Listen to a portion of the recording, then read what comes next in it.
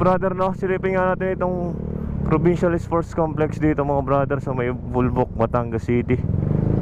Meron nga tayong mga basher na nagsasabi na edited daw yung ating video mga brother, no. Are, pasisilip ko sa inyo mga brother, no, yan, no.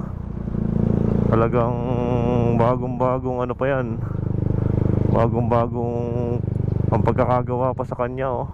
Yan, sa mga nambaba sa atin dyan, ha, sa mga sa video natin mga brother, yan ang Batangas Province Event Center. Napapakaganda.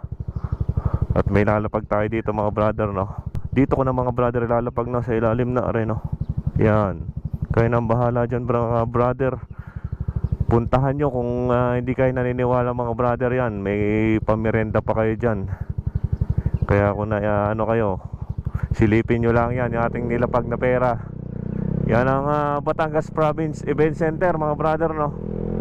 Ikutan lang muna natin para maniwala ang mga nambabas sa proyekto na to.